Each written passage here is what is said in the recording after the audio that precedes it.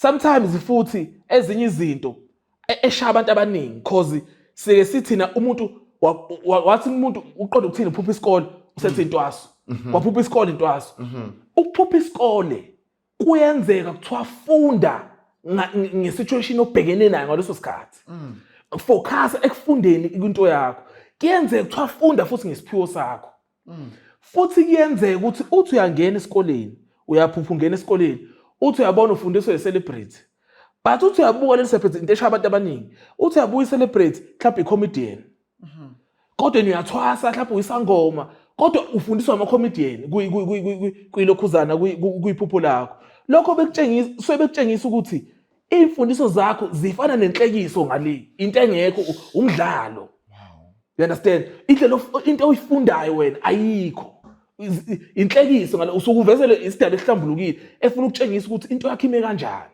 but wena uzovela ukuthi ngiphupha isikole sengiyothwasa sengiyalokhuzana yabo futhi kufanele kuyoxolisa kuphela but yena uzothi hayi mkhulu ucela nje noma sidla igobongo usefuna ukubypassa leyanto leyo kumele uyoyenza elule yikho ngeke ngithi mina kule jeni okukhanya akukho lulu because indlela empumelelweni ayihambi lapho uthanda khona true yabo so ezinye izinto abanye abantu uthi bafuna nje yonke into ibe lula yonke into uyenza ibe lula kanti ezinye izinto fanele kuyithoba uzehlisa sometimes khona lapho fanele uyoxolisa ngisho ku-ex yakho kukhona lapho uthi yazi khona abanye abantu masithandana nabo basuke belethwe yidalwa thizini so kusho sisabele ngiyoxolisa ku-ex yami athi uchazela ukuba kanjani no because ngayona ngiyavuma izono zami ngayona hayi phela ngithi ngiyichazela kodwa ngiyazi izono engazenza yikho ngeke ngithuke ngithi mina isangoma sithi siyofaka abantu abadala ekhaya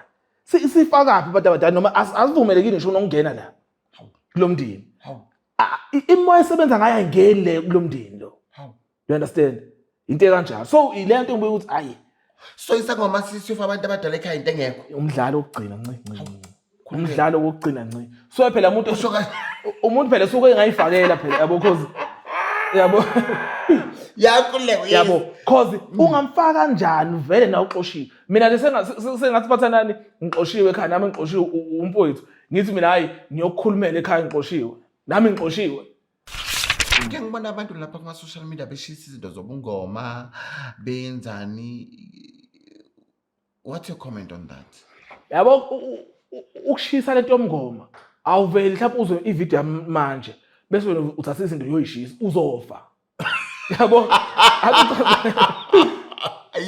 yabo athi uchaze ethwa ay down yo athi uchazelwa ngisho njalo yabona yikho abanye mase beyilahla le yanto kuba nento engumtshela ukuthi akayenze for 3 days bese imayo ilahla hayi ukuthi ungavela uvukele manje because iseyisakhaqile le moto yabo izokubamba vele uma uzongabe uthi mina sengizonto umngoma bese nawe uvuke ekseni uyoshisa no. Ladies and gentlemen, welcome to another interesting episode of Munchies and Thoughts. Your host, Chef Pathanani Mbata. Hello everyone, welcome to another interesting episode of Munchies and Thoughts. My name is Pathanani, I am your host, the chef of the nation. It's season 18, darlings, and we are still going. Someone. Okay there. Kunjani? Ayakufani khona Uhlala ushisa ngazi namhlanje uphethe ziphi? Ekubi. Hey, kulesibindi. Phela sebenza ngaso vele. Ekugcineni information fanele igcine iphumile ayikho into esingayenza. Hey, and I ngathi awuzwani nezangoma nkululeko. Hayi kuthi ngizonda personally. Ngiyabona. Yabo, kodwa nje hayi umoya wazo angihamselani nawo. Before we start, nkululeko wena wawuyisangoma. Yes manje ngiyazibuza ukuthi babe kuthwasisa into right or babe kwenzise nje izinto ongazi understand or babe kufundisa ubuthakathi. Hayi kukhona lapho babe ngenzisa khona into eyobusangoma ngingasho ukuthi into right into yobusangoma nje ubuqondile understand bese ukuthi kukhona lapha engafunda khona-ke izinto zokuganga but khona lapha nami ngaqala khona ey'thunyweni yabo indawo zethunywa ukukhuleka kudliwa amagobongo kuhlolwe yabo usebenza ngesithunywa nje kakhulu ngaqala ey'ndaweni ey'kanjalo because ngibone enye i-comment laphaya ku-one of the social media platforms esinawo omunye ethi wahlukumezeka wena ebungomeni. hayi phela i-opinion yakhe kodwa angikwazi yabo angikwazi because ngiyangekhumbule iyo comment yabo hayi ukuthi lokhuzana into nje ilento angisho khathi ngichaza ngendaba yenzuzo ukuthi enye into kufanele uthole experience ukuze u-understand something. Oh wow. Yabo. Okay, anyway, please introduce yourself. Who are you? Where you from? What's special about you? And you are more than welcome to leave your number in case anyone need your assistance after the episode. Okay. Igama lami uNkululeko Mlondo. Ngisuka eMpangeni kodwa ngisengapha ePitoli. Indlela engilokhuzana mina nje indlela engisebenza ngayo ngikwenza ukuthi sivezeke isipho sakho uthi wena wawudalelweni. Yabo because akekho umuntu sonke sihlukile. You understand? Nokuthi ngibone ukuthi eminye imimoya ebengekho right mhlawumbe yasuka kudala o mhlawumbe oyifakele yona manje ilahlwe kungena into awudalelwe yona bese uqhubeka nempilo. Amen. Wow. Thank you so much. My manches yazi namhlanje sizokwenza i-episode engakazi ngayenza and ngizobe ngilalele wena ke nje bhuti. Ngifuna ke sikhulume ngelanguage yakwamoya. Siphinde sikhulume ngamaphupho. Hey, kuhlale kukhulunywa kuthiwa kunamaphupho like ngifuna nje ukuthi kungifundise ukubaleka kwamaphupho nokuthi amaphupho wabona kanjani makuyiphupho eliyilo uma ngasile iphupho eliyilo o mhlambe sisuka imagination because sometimes uyabona siba nezinto ukuthi ngoba bekade sikhuluma ngechampagne or ngewine sizoba sengilele sengiyalibona le wine ekhona sengicabanga ukuthi iphupho like ngifuna nje ukuthi ungifundise lapho and nama manches ngoba uhlala ukuthi wena usebenza kakhulu ngamaphupho so I think into ezibafundisa kakhulu so sizoqala ngamaphupho you can mix but sikhuluma ngamaphupho nangelanguage yakamoya. Okay relate yabo. I-language yakwamoya la sokhuluma ngelanguage yakamoya kodwa yafana namaphupho iphupho ngelinye ngamanye amazwi but into eyodwa ilapho kwazi khona ukuqonda khona ukuthi abantu bakho bakhuluma ukuthini. You understand? Into engizonenzela nje yona ukuthi wonke umuntu nomuntu kunelanguage yakhe abantu bakuba bakwazi ukukhuluma ngayo kuyena yabo umuntu ahlukile ngama language. You understand? Yikho sometimes masithi mhlambe sithi siyacinga iphupho suke sicinga iphupho lakho sibone ukuthi nawe uphuphe kanjani lento uyibuka kanjani wena sigcine sihlanganise sigcine sibone okay wena iphupho lakho lithi into engiyakuyona ukuthi ke amaphupho afika ngokuhlukahlukana. Sometimes bayisebenzisa ilanguage yokuthi izinto akwadlula kuzona empilweni bezama ukuzenza ezinye izinto thothi nje ukuthi mhlawumbe akwajola nobani kwakunjani usajola nalowo muntu behambe bezophuphisa lento uyitshela wena mhlawumbe sebebiza lo muntu kanti khona into abayikhulumayo not ukuthi bathi wena buwele kulo muntu. Yabo kuningi ngizothatha example kuyenzeka ukuthi sometimes ujole nomuntu izinto zakho zikubhedele zingalungi. Yabo impilo yakhe ihlangahlangana kungalungi lutho uhlukane nalowo muntu bese uyahamba ulungisa izinto zakho usuhlukane nalowo muntu uthola omunye mhlawumbe kube right uphumelele kube right but bese uyaqala ke nawe wenza izinto yabo uyithanda ngemali yakho. Yabo bese uthi uyabuka aseyabuya amaphupho ex yakho le kwakubheda wena ungazi utshela ukuthi ishuthi leyana kuthiwa ngidalelwe yona sometimes kanti thola ukuthi bakutshela ukuthi sekhona imimoya engekho right esengenile kuwena so ingakubuyisela kulesa simo lesiya.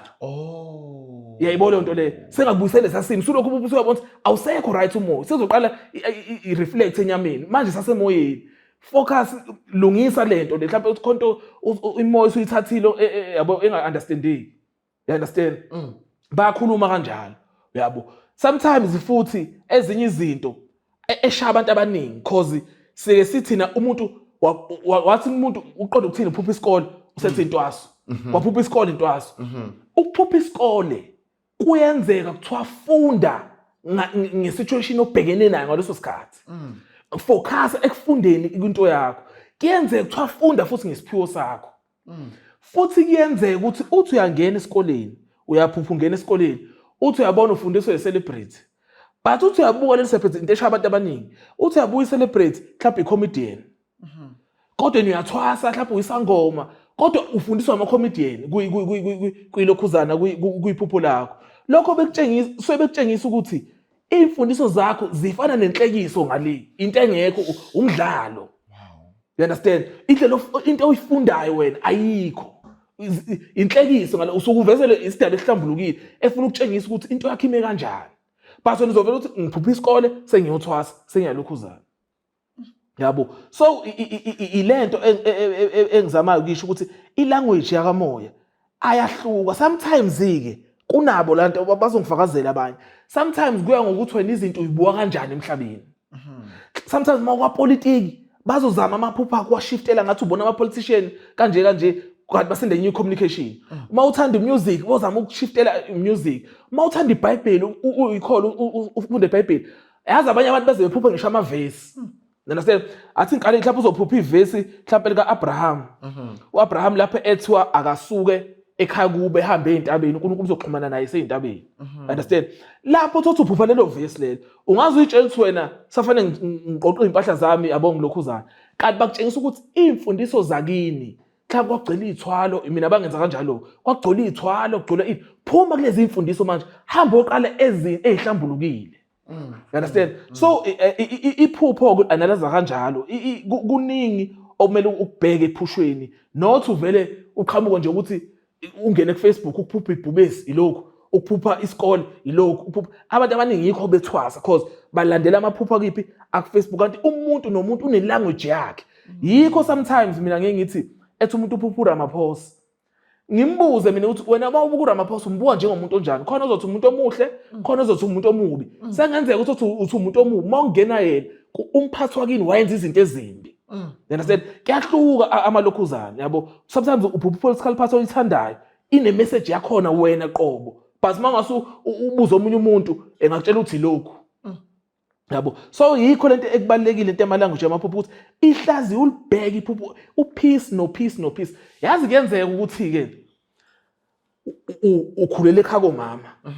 Awukaze bekuhlawule bazokwenza lutho. Ukhulele ekhaya komama.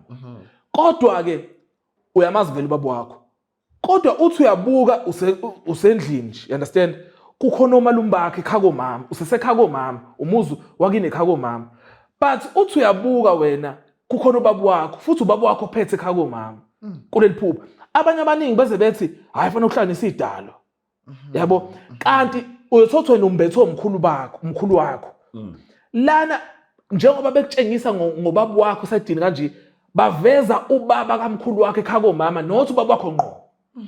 You understand? Wena ungaze utshela ukuthi ubaba wakho ngqo bamveza kanti bekutshela ukuthi uyena idirector yakho komama mhlawumbe ukhokho wakho. Ulo o-director bakuvezele ngobaba wakho because umkhulu uzala ubaba. Njalo ukhokho uzala umkhulu wakho. Thothwa nombetho omkhulu wakho kodwa bakutshengisa ukuthi umuntu ophethe ekhaya komama ophethe izinto eziningi ukhokho wakho. Kodwa uveze ngestructure sababa wakho. Kodwa thothi akhulunya ngedaba zekhaya kobaba. Amaphupho into kanjalo. Kuningi okumayelana namaphupho nelanguage yakamoya abantu fanele beyiqonde otherwise basezothwasa. You understand? So I don't know do you think sisithola siba seyintweni especially ekuthwaseni ngoba sifeile ukunderstanda or singa understandi ilanguage yakamoya? True, kunjalo 100%. Baningi abantu abangenile bengeniswa ukuthi abayi-understand language yomoya. Inqwaba bathwasabe belokhuzana. At the same time futhi ebuye ilokhuzana ukuthi umuntu kunezinto ezibhaliwe abantu noma izinto esezakrenywa. Kwathiwa lezi zinto lezi, hayi mawuphupha lento ubhubesi, hayi uhamba namakhosi, fanele ukwenze nje. Mawuphupha lokho, hayi imamedi, hayi uhamba nenkosazana, fanele ukuhlambulula abantu. Olithi ufana nathi inkosazana umkhulu wakho wayethwele ngayo. Kodwa iyavela ebusuku but umuntu uyiphuphile ayihamba uthwasa hamba uhlambulula abantu kanje kanti ayinga operate kanjalo. You understand? So yikho ubona abantu ngathi abanye abantu uthi ibahlupha le moya ngathi sama clown. Cause uthi umuntu ngale spiritually uyiclown. Kodwa uyenza lento ethu uyayenza. Yabo into ekanjalo. Okunye futhi okushaya abantu ke. Kuyenzeka ukuthi umkhulu wakho uhambe uyolanda ikhwama zokuthi elapha abantu mhlawumbe ezokugedla, understand? Uthi ufuna ukuba ugedla. Yabona mayise thothena wayiphiwa isiphiwe esinye ehlukile, mhlawumbe kuba uthisha, ngenze example. Yena uzosebenzisa lezi ikhwama lezi. Mayisebenzisa eshona esebenzisa lezi ikhwama akusize zakhe ngithi uqala wayilanda. So mayisengena kuwena ungena yonke umkhulu wakhe nemisebenzi yakhe ade yenza. Mase uyohlola into abazoyiphika apha into yenziwe umkhulu wakhe bese qhubeka nayo. Kanti wena bese kumele uyithathe uyilahle lento. Bese kubuya lento kwakumele udalile ukuthi ube yiyona. Kodwa mase uyohlola bazobuka ubugedla umkhulu wakhe uthi wayegedla because mawuhlola ispirit sibuka into lo muntu agcina ukuyenza ephila. Izinto kade ezenze saphila. Abakubuka ngale ukuthi lento ilandwe kanjani noma khona into bedalelwe yona. Egcina umuntu ebe ogedla, egcina umuntu ebe isangoma.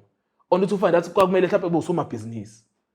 You understand? Cause indlela bamhlolele ngayo bamhlolele vele ngomkhulu wakhe into kade yenza. Not ukuthi lento umkhulu wakhe kwakumele yenze. Yabo. So ezinye izinto eyilimaza abantu edala ukuthi abantu begcine futhi benjani bethwasa. Okunye ke okudala futhi abantu bethwasa. Yabona ekhaya nemithetho yakhona. Lento ukuthi ekhaya nemithetho yakhona. Understand? Manje nemithetho yakhona ekhaya. Fanele uhloniphe umama, uhloniphe ubaba, uhloniphe nje ekhaya. Nemithetho yakhona because avele usuku ingane, ube ingane ekhaya. So uhloniphe imithetho yakhona, uhambisana nemithetho yakhona kahle. You understand? Leyo ekhaya okay. Kodwa once waqala mhlawumbe ingane entombazane yaqala yadelela ekhaya yenza impilo yakhe. Wadedela isiqalekiso ubaba noma umama dedela isiqalekiso. Ikiphume spiritual. You understand? Mayiphuma spiritual kuphuma isidalwa sale sesimbathile. Siyohlala ngaphandle. You understand? Mahlala ngaphandle kunemimoya egijimaya ngaphandle ayisekho la ekhaya. Okay ingane ihleli la kodwa isidalwa sakhe sesingaphandle. Siyaqala ingane siphupha izinto ezisabusayo ezinkulu siphupha ini kanti ingaphandle. Isiyaqala manje kuthiwa hamba uyothwasa isi-embrace le moya le ithole ngaphandle. Understand? So leyo nto ke iyona ebuyisha ini i-create izango. Loyo muntu uma engaphandle, thothi leyo ngane bingaphandle, ifika izala ezinye ingane. Nengane izala ezinye ingane. Zonke lezi zizukulwane sizalelwe ngaphandle, hayi la ekhaya. So uma izalelwe ngaphandle, khona imndeni thothi ikhaya bakithi bathi kufe kwasani. Cause uyabona baphandle vele emndeni kodwa umndeni wonke uphelele, but baphandle emndenini wangempela wakubo. Cause oyedwa wayiqala leyo nto. Understand? Wazala engaphandle. Mayisebuye sefuna ukuzobuyela futhi ungena kumzukulu. Ilapha ethi umuntu wazalwe isangoma. You understand? Ethi umuntu wazala ngiyisangoma, wazala cause vele imoya vele lo muntu ongibathile ungaphandle vele waqalekiswa ekhaya. Yazi khona abantu abathwasayo namhlanje kumele ngabe bathi into elula nje kuze engathwasi fanele uyoxolisa kuma wakhe. Khona fanele uyoxolisa sisi wakhe. Khona fanele ezithobe beingane ekhaya. Bese kwenziwe lezo inhlambuluko engene emva kwalokho seku right. Understand? But kuzoba yini abantu bafuna njani bahlezi befuna ukubypassa. Yabo ungayimanipulate ngapha ebumnyameni but ngapha ekhanyeni ngeke umanipulate. Akumanipulate. Yazi kwekufika umuntu umbone ukuthi lo muntu uthi yazi hamba uxolisa ekhayeni. Noma mawusabake mina ngizokulethela umuntu ozofika hambe nawe umdala obaba oshadile ozofika hambe nawe afike exolisele because nami ngibuye angishadile ngikwazi ukukhuluma nomzana. Understand? So ngiyengicela abantu yabo abashadile. Thothi ufanele kuyoxolisa kuphela. But yena uzothi hayi mkhulu ucela nje noma sidla igobongo usefuna ukubypassa le yanto le bekumele uyoyenza elula. Yikho ngeke ngithi mina kule jeni okukhanya akukho lula because indlela empumelelweni ayihambi lapho uthanda khona. True. Yabo. So ezinye izinto abanye abantu othi bafuna nje yonke into ibe lula. Yonke into uyenza ibe lula. Kanti ezinye izinto fanele kuyithoba uzehlisa. Sometimes khona lapho fanele uyoxolisa ngisho ku-ex yakho. Oh, kukhona lapho. Thothi yazi khona abanye abantu masithandana nabo basuke belethwe yidalwa thizini. So kusho sisabela ngiyoxoxa kwi-ex yami. Athi uchazela ukuba kanjani. No, because ngayona ngiyavuma izono zami ngayona. Hayi phela ngithi Ngiyichazela kodwa ngiyazi izono engaveza ya. athi uchazele yazi khona enye into thothi umuntu ucelwe abakini ukuthi ezempilweni yakho ucelwe abakubo naye because uzolungisa into ethize empilweni yakho meaning ukuthi mayiseduze kwakho khona into ezenzekayo inhlambuluko kwedalwa zakho bahamba bocela idalwa zakhe so mase uhlangana lo muntu ufanele uhlangane nengilosi understand izinto zakho ziyokhanya ubona zenzeka but wena bese umhlukumeza lo muntu understand mase umhlukumeza kahle kahle usuyixabanisa nanedalwa zakho because bekumazi lo muntu ukuthi uzeleni kwena empilweni yakho so mase umlimazile umlimaza wamenza lokuzani wahamba lapha izinto zakho bese ziyaqala ziyageja kuyakuphoqa kukho kuni. I want to ask you a question Kulego. Yeah. And I need your honest truth. Do you believe zikhona izangoma izangoma zangempela? Zikhona 100%. Zikhona izangoma zangempela. Okay. Cause into yangempela original. Understand? Kodwa lezo zangoma azikho umoya wangaphandle. Okay. Yazifana ukuthini? Fana ukuthi igebengu zangempela zikhona igebengu zangempela. Igebengu ezangempela eziphezulu. Yabo understand? Into kanjalo nomgomo. Angisho ukuthi ku right but zikhona izangoma zangempela operate ngomgomo bangempela. No, you don't need to say right or wrong. Remember, it's their calling. I mean, I'm just asking you, do you believe with zikhona izangoma? Zikhona. Okay. Kodwa but what do you mean by saying ukuthi zikhona ezangaphandle? Umoya omgomo ongaphandle akusumoya wasekhaya. Oh. Ilento ethi ngichaza ukuthi ekhaya kunemithetho yakhona eyabekwa amakhosi ala ekhaya. Understand? Lo moya umoya osuku uxoshiwa waphuma ngaphandle. Wase wakubamba lemimoya le. Kwase kuqhutsha yikho izangoma maqala zayihlala emahlathini. Zayihlala emgedeni. Zazingangena ngene ekhaya nento zazo. Understand? Zayihlala nje emgedeni. Yabo because kwangasinto ubona ngisho indlela yazi abanye abantu abahlaniphile benza njani. Mase behlambulula nje uthothi umuntu mayishona bamthula ini umnyeko ngembuzo uyibuza uthi hayi bemthula umnyeko uma kunto eright yabo bamtshengisa umthwala bamthula wona ukuze kwazi ukuyongena kahle emndenini yabo athi ngichazele into eyenzeka kumina understand ngifuna ukuchazela ukuthi lento emoya but before uzoya Nkululeko I think uma uthi kumele ucacise uma uthi imimoya yangaphandle because uma uzothi yangaphandle mina I'm thinking ukuthi maybe yase Mozambique Nigeria icacisa ukuthi cha akusimoya yasekhaya kodwa imoya yangaphandle kwasekhaya kunjalo yikho ngithi mina ikhaya linamakhosi akhona kunendlela yakhona umthetho yakhona uma ubreakela umthetho loyo uyaxoshwa la ekhaya because awusalandeli ngale kahle ikhaya efana nezulu you understand so kathi uxoshwa la ukhishwa ngaphandle ilapho ohlangabezana khona nemoya yezangoma le ethwasisa abantu yikho ngeke ngithuke ngithi mina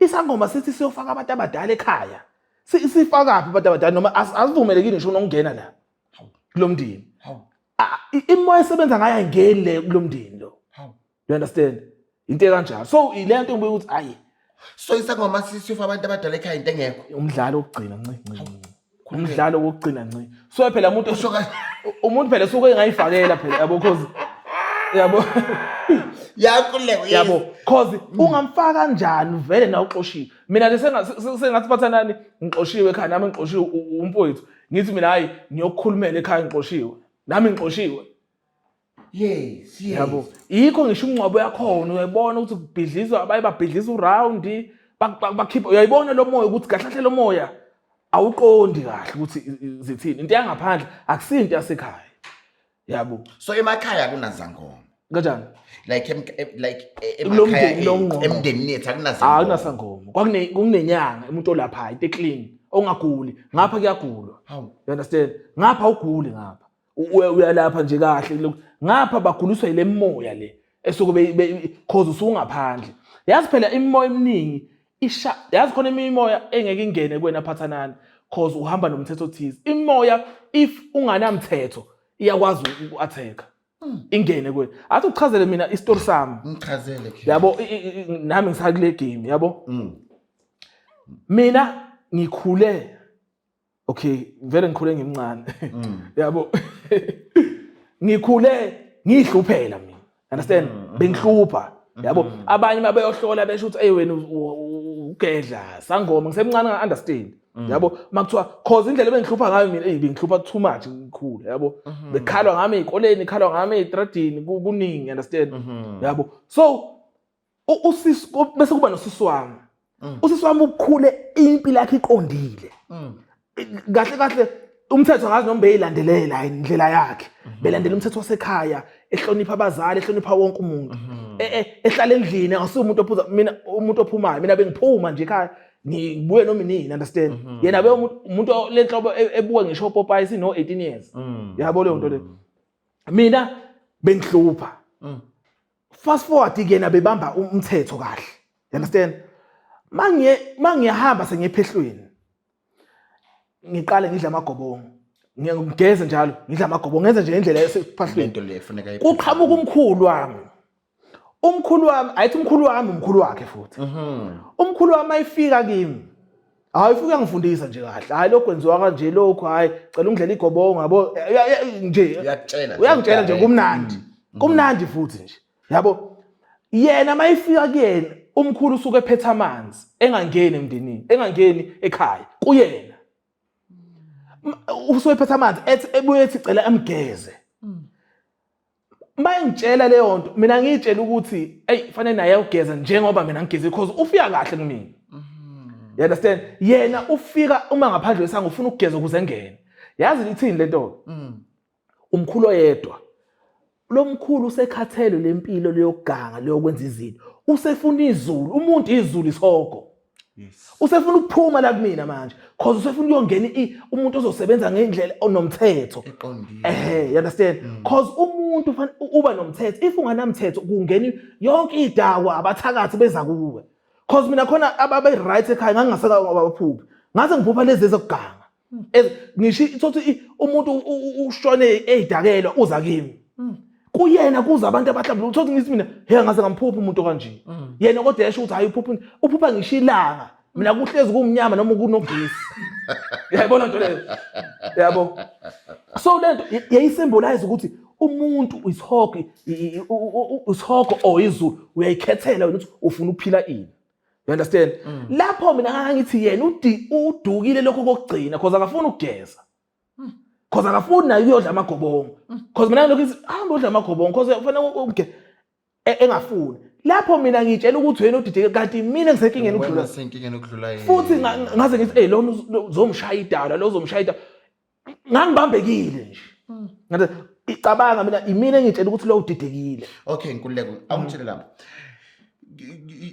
you always mentioning isidala what is the difference between isidalwa ithongo nedlozi isidalwa into edalelwa vele ekhaya umkhulu bakho gogo bakho nje simple yabo isidalwa udalelela ukuthi ebese ekhaya kwakho sidalela usemzimbeni wakho yabo into kanje emhlabeni wakho umuntu odaliwe nje ungeke umama ngeke umshintshe umama ngeke umshintshe whether wenzani phansi umama wakho baba wakho ngeke umshintshe isidalwa umuntu odalela ukuthi ebekuwena idalwa lezo bese ukuthi ithongo abantu abenza into obedalela ukuyenza bafike bayenze emhlabeni base balokhuzana mase beshona baba amathongo baphila kuyipeace basemndenini baphila peacefully okay mabekhishwa kodwa bakhishela so kunenkinga ekhona emexazululwe understand yabo kuyenzeka ukuthi wena okay bese ngiqale ngichaze nje kahle ithonga lelo umuntu ingilosi kahle zasekhaya ngathi ingilosi ngolimi olunye understand yabo bese ukuthi idlozi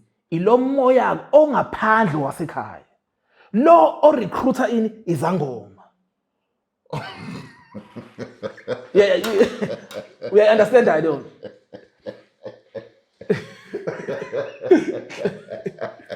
yabo ngiyakuzwa nkululeko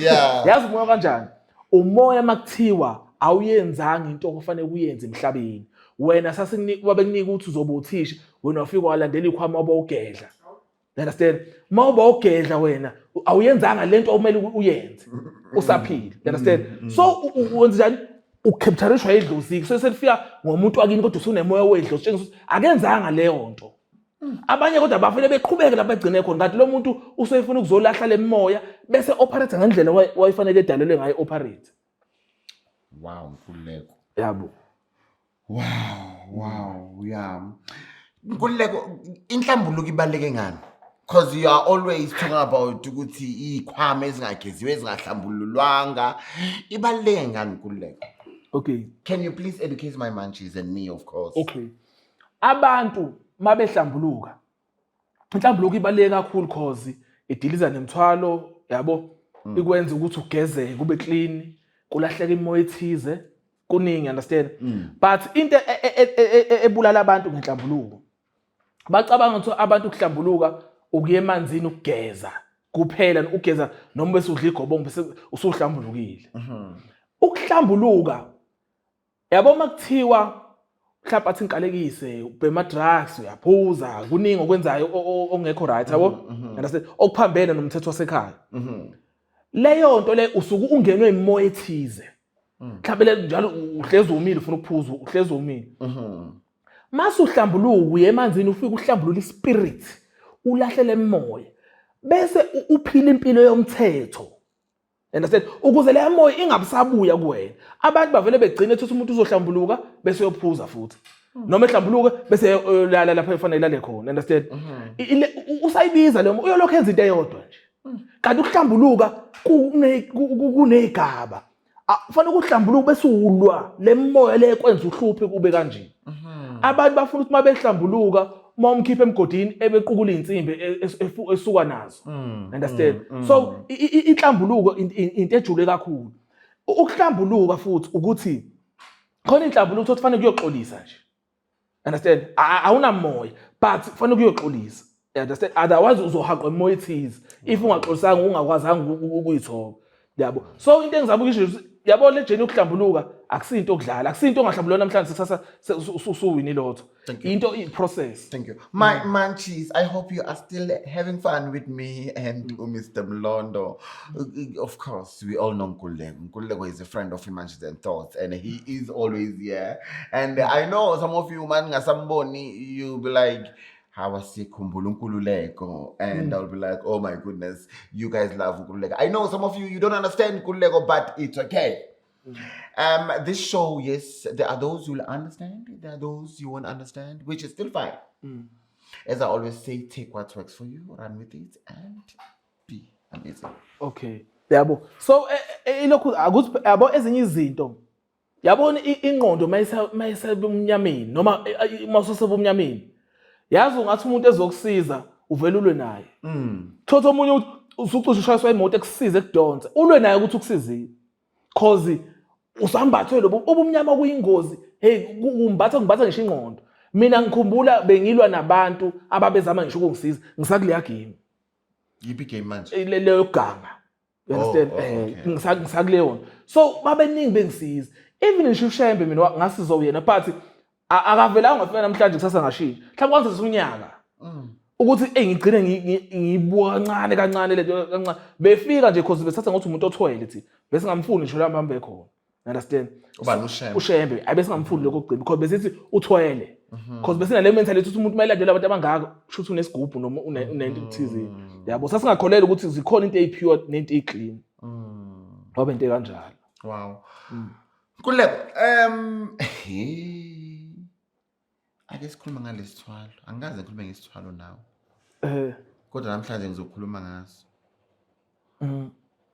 Nkululeko isithwalo wena wazenza ithwalo right namagona igubhu and all those kind of things I just want to know labantu abenze lezi zinto lezi manje wena masebona usu against zone abakazi bakufonela phela khona thothi abanye balokhuzana you understand yabo khona abanye cause ngangekho ngedwa abanye bahamba shiftela kwabanye abantu you understand cause masenza sasingangekho ngedwa yayibona ukuthi khona bahamba bayoshiftela khona vele abakhuluma thothi wadlalwa ngathi yabo into kanje yabo abanye abafona siyaxolisa bengaxolisi yabo yabo nampela ngisa lokhuzana kodwa abanye bayasho ukuthi ngifuna mina ngisafuna ukuqhubeka Okay. yabo bese beqhubeka kwabanye kodwa nje So mabefonela wena bese afuna ukuqhubeka uyaba-refera or wena uthini? hayi mina ngiyasho ukuthi angisekho lapho yabo yatshetha hayi angisekho lapho bese ngibachazela-ke mhlawumbe ukuthi bengaqhubeka kanjani yabo nje bese hey bakhona umuntu babeqhubeka if uyifuna but if nawe usufuna ukulokhuzana ngakulekelela yabo. Ngeke ngibona abantu lapha kuma-social media beshisa izinto zobungoma benzani. What's your comment on that? Yabo ukushisa lento yomngoma awuveli mhlawumbe uzwe ivideo manje bese wena uthatha izinto uyoyishisa uzofa yabo yabo athi ukuchaze thwa Let's down. Yo. athi ukuchazelwa ngisho njalo Yes. yabona yikho abanye mase beyilahla le yanto kuba nento engumtshela nokuthi akayenze for 3 days bese imayo uyilahla hayi ukuthi ungavela uvukele manje because isesakhaqile le moya yabo izokubamba vele uma uzongabe uthi mina sengizonto umngoma bese nawe uvuke ekseni uyoshisa no kunendlela kuqala ufanele uyenze yikho abanye ngithi yenza 3 days lento bese uhamba lento uyilahla emfuleni noma uyilahla lento 1 no 2 no 3 emfuleni understand bese ufika uthi 1 ukhuluma uvala ivumelwane lezi ezenziwa umkhulu bakho nokhokho bakho bese ubuya kahle uphinde uqhubeke nale process le lapho usuzobona amaphupha sayahluka sekuveza black and white usuyaqala usushintsha iside ukuthi hayi sengisebenza ngo-white mina yabo into kanjalo but ngeke uvuke manje noma uzwe mina manje bese kusasekuseni wena usuyalahla ayizolimala yabo uzolimala ngempela hayi Uzolinyazwa yini manje uzobulawa yini manje? imoya phela ayithi usesakhaqile yabo athi ngiqalekise fana nesigubhu isigubhu masikhando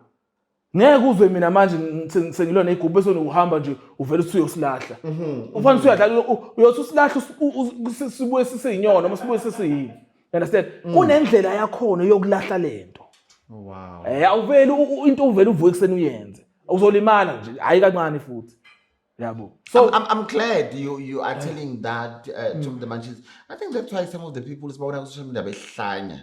bayahlanya abantu too much cause Sebenza izinto onga-understand ukuthi manje la umuntu ungena njani la. ungena kanjani yabo so cause abantu bavele sometimes besilalele kanje umuntu evuke ekseni ethi yazi uthena unkululeko lezi zinto umngoma kuyabheda angihamba nyokulahla bubheda impela 100% ngiyavuma but kune process efanele ukuyilokhuzana yabo ufanele ukuyenze ukuze uyilahle lento awuveli uvuke ekseni uthi uyilahla cause lento nayo ijourney yayo ukuyilahla lento cause kuningi nafanele uthi ukulahla yabo khona igubhu eseseyivukile kuwena sezimimoya lekhaqile le group ziphuza utshwala understand ngenze example No, zikhona bayasho ukuthi zikhona ziphuza utshwala yabo mayiphuza utshwala ezigubhu lezi wena ususihaqwele emoya le uyaphuza utshwala ngeke uvele uzwe mina bese ukuthi uyolahla lo njalo uyolahla amabhayi noma uyolahla ubuhlalo without ukufollow process thizeni ukuthi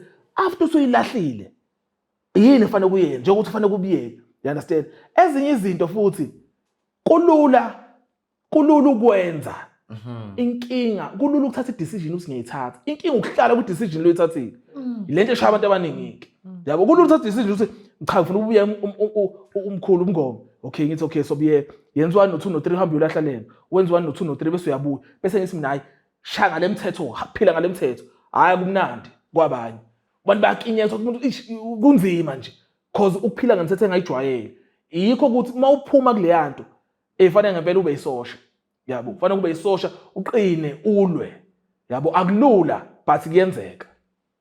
Wow, Yabo. wow. Yabo. Okay, I think mina I'm fine. Unless you still have something to teach my manches about. Okay. Okay, athimbo. Enye into futhi sengikhuluma ngale ilanguage yamaphupho. Understand? Into efanele sigade futhi kakhulu. Lento engihlezi ngi-emphasize, futhi ngiyohlezi ngi-emphasize. Gadani ubumnyama nokukhanya. Understand? Ukuthi leliphupho liyakhanya, leli lihamba nobumnyama. Cause izinto ezenzakalayo ekhanye nobumnyama zicishe izifana. But kuhluka environment ukuthi le kumnyama lokhu kuyakhanya. So khona abantu sothi nje umuntu waphupha nje ayuyenza. Waphupha nje uyenza. Ugcine enze ukukhanya, enze ubumnyama, enze ukukhanya. Ngeke engaphuphi efundiswa ama comedian lo muntu. Yayibona into le. Yabo. Straight. Ngeke ngaphuphe futhi cause indlela naye enza ngayo. Enye into futhi nasesikoleni futhi esikoleni uyaphupha fanele uanalyze ukuthi esikoleni uphupha ukuthini. Khona lapho uthi uphuphe uwenza imaths noma ubhala imaths uyifail uyiphasa. Imaths i-problem solving subject. So mayifeyile bathi ziyakuhlula wena ukuxazulula inkinga zakho zokwamoya. Ngase kuningi nama ama subjects ane meaning yakhona. Kune meaning futhi in terms of uniform. Yabo yikho iphupho fanele ku-analyze lonke. Abantu bavele bethi iphupho engachazwa 1 minute. Evele ethi iqonda ukuthini uphupha inkosazana into ayibone nje kagodwa isishaqa. Bese evele yena efuna ukuchaza leyo nto leyo portion. Eyeke yonke le portion ezodala ukuthi sibone ukuthi ikhamba kanjani. Yes. Kuyakhawunta ukuthi ezinye izinto kuyakhawunta ukuthi usekhaya komama, usekhaya kobaba. Siyakwazi ukubona okay lento usekhaya komama, khaya komama ubu-operator kanje, khaya kobaba ubu-operator kanje. Lento ibalulekile kodwa abantu bayithatha kancane. Ibhubezi, uphupha ibhubezi, belizacile lo bhubezi, belikhuluphele, ubulubulala, belingena endlini. Yabo kuningi into ngebhubezi lilodwa. Understand? Kuningi inkomo iyodwa. Understand? Kuningi into iyodwa. Yabo so abantu abaningi bavele becreme bethi hey uphupha lokho ayisekuyilokho. You understand? Umuntu une language yakhe yikho mina mangithi hlazi iphupho. Khona engikubuza ngithi mawubuka lo muntu umbuka ngendlela ethize kuze ngiyaxhuma iphupho ngixhume gcine ngikhipha lonke. Kuba kanjalo nje. Well, uyazi ngithanda ulento qedwe ukisho and to the mantis at home. Uma uzophupha ibhubesi. Uliphuphele ibhubesi londlekile likhuluphele lizacile and which side of the family kunjani mom or dad kubaleka kakhulu lokho noma isehlathini yakhuluma futhi nosehlathini yakhuluma futhi khona ezinye izinto yabona abanye abantu bethi uthatha umuntu uzothi njengokuthi khona bephuphe yini uju ihani understand evele umuntu ayinhlanhla leyo yazi khona igubhu ezidla ihani igubhu. So wena mase kubuyele thosi igubhu zamkhulu wakho besemisa ezidla ihani. So yabuya ihani uphuphudla ihani bese utsho hey inhlanhla ulinde inhlanhla 5 years ingafiki. Kanti bakutshengisa ukuthi bebedlani. Kune igubhu thosi zazidla amasi iqalile wena zazidla amasi. Uyaphuphudla amasi fanele uanalyze into ukuthi leliphupho kanje ngize ngidle lamasi. Wona wathi into enhle. Kanti bathi ukudla kwelwane because izilwane ziphila kuwe. Yabo kuyenzeka futhi ukuthi umunye umuntu khona lento ebajwayele ukuthi mawuphuma igazi sokutshengisa ukuphela amandla. Kuyenzeka lokho angiphiki 100%. But sometimes kuyenzeka ukuthi wena mhlawumbe kade uyohlambulula uthi yabona ebusuku uyasikeka uphuma igazi. Kanti bakutshengisa ukuthi sekuphuma isilwane. Bese kuwena. Hayi ngendlela eyodwa. Yabo uthi obunye mhlawumbe ngokusho kwakhe amandla isilwane. Kuningi yabo into kanjalo. Kufanele uku-analyze lonke ilona lokuchazela ukuthi lihamba kanjani lonke not iportion. I always even when I'm doing lives bakuthanda kabi ukungena ke bebuze ngamaphupho. Yayibona umuntu athi uphupha inkanyama kalula nje inkanyama athi omunye ngiphupha inkanyama uphupha isikole. I know those ones very well because I would like mara sifike njani na khona ukuthi TikTok engayibona omunye live ethi uzohlazela abantu amaphupho. Yabona ngabona wathi umuntu qonda ukuthini unkulu uphupha isikole thwasa. Hayi qonda ukuthini uphupha semfuleni imfula kanje hayi nemoya semfuleni nethunya zamanzi thwasa. Yabona umuntu urecruiter kalula nje. Kanti nako nokuphupha imfula iyasymbolize futhi nokulahla. Kuyalahla emfuleni. So kuyatshengisa ukuthi neminye imoya ngenzeka ukutshengisa ukuthi neminye imoya sakhona sadinga ukulahlwa. Yikho intombazane ephupha imfula kakhulu abathakathi beyithande. Cause leyo ngane usebenza kuyalahlwa. Yikho sometimes uthi umuntu ubulala umuntu bese thola umuntu wesifazane uzofika ulahle kuyena. Ku right ukulala nomuntu wesifazane ophupha imfula mawugangile ufuna ukulahla izinto. Cause yena zilahleka kalula kuyena. Bengisafuna ukubuza ukuthi manje mawuphupha ucansi. Ucansi kuyahambiselana nemthwebulo. You understand? Kuyahambiselana futhi nokuphakamisa amandla obumnyama. You understand? Soba ngenza ucansi nje base bengithwebula. Yabona bazothina abantu, bazothi umndawo. Yabo? Bazothi umndawo, bazokutshela ukuthi futhi ucansi luhlukile, athi ukuchazela. Khona lapho uthi umndawo, nokuthi nawo lapho umndawo, lokho eqhubekile umuntu uyaliphupha ucansi. Uthi yawo lapho eqhubekile, bakutshengisa ukuthi kunabantu amakhehla omkhulu bakho ababesebenza ngemthwebulo bethwebula ucansi symbolize imthwebulo kakhulu because even ngisho isilwane mosenda sifike silale lapha masolanda something kuyena lo muntu yabo uma ufuna futhi ukulanda amandla usemisa lona futhi ucansi Wow. uyakwazi ukucharge ngamantombazana uhamba ucharge ngamantombazana mawulanda lamandla okuganga ucansi luningi kodwa aluhle yabo So lo muntu nje isuya fit through sex hayi umdlali ubona ukuchargeka amandla bese ecabanga ukuthi shoot isithunya sanyuka izonyuka lento yakho if usebenza ngalo omkhulu babeganga qala babesemsilwane thothi isilwane thothi yabona khona thothi especially into yenziwe kubantu besifazane athothi abantu besifazane abantu besifazane iningi labo liqukethe isiphiwo sobukhosi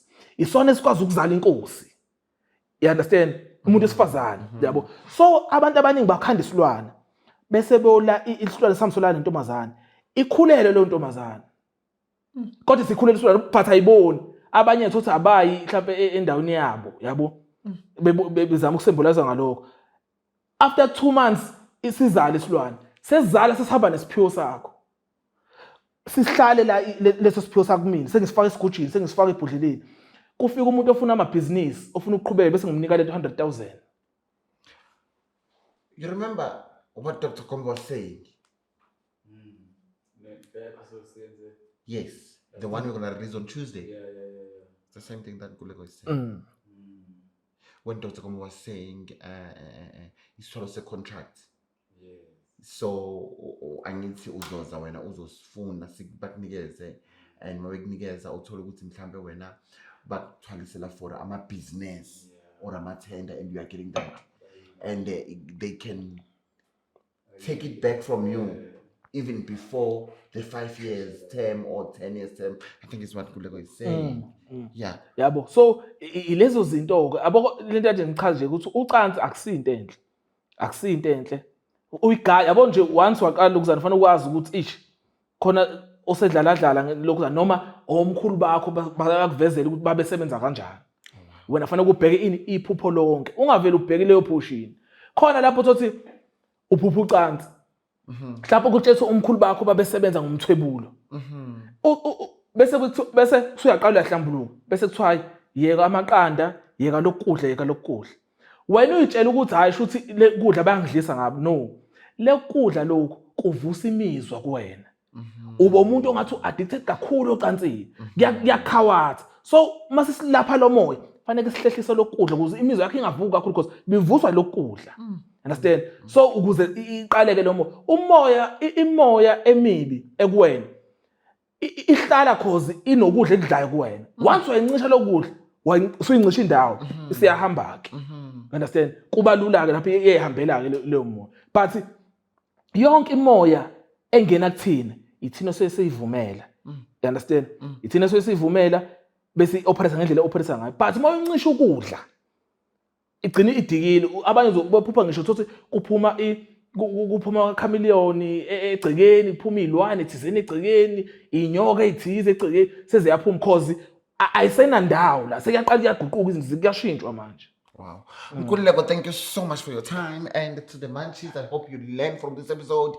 Remember, we're not done. Manchis and Thoughts is here to stay. Your word of wisdom. We are closing the show now. I'm tired and I need to drink wine now and enjoy myself. Okay. Into engizama ukisho ukuthi abantu ilanguage kamoya nomuntu indlela abakhuluma ngayo abakini. Yikho ngisho nathi mase siqale sesicingela iphupho. So sibheka ukuthi wena izinto ezinye uyibuka kanjani empilweni. Mhlawumbe lokhu kubuka kanjani. Thothi awubuki njengoba wonke umuntu ekubuka. So lokho kuyakulekelela ukuthi sigcine silithole lelo phupho la ukuthi lithini. Understand? So abantu abafunde uma bekhuluma iphupho, especially futhi abangibhalelayo, abangibhalela iphupho lonke in details. Into yonke oyikhumbulayo. Kuthi usekhako mama, busehlathini, ubukuphi nakuphi, ungibhalele kanjalo. Ungavela uqhamuka uthi imamedi, uphupha imamedi. Uthule, usafana umuntu othule lapho.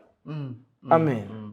Oh wow. My Manchis and Thoughts family, I hope you really enjoyed this episode. And guys, Happy New Year. Happy New Year to all of you. We love you so much and we thank you for your support and love. It's season 18 and it's a new year because This episode, of course, Straight. it will be in January day. So happy New Year to all of you. You can just wish them a Aw. beautiful Happy New Year. Uqale kahle unyaka konke kube right. Nebusisa uNkulunkulu ezehlisele kini. Eveza ukukhaya newisdom nina. Amen.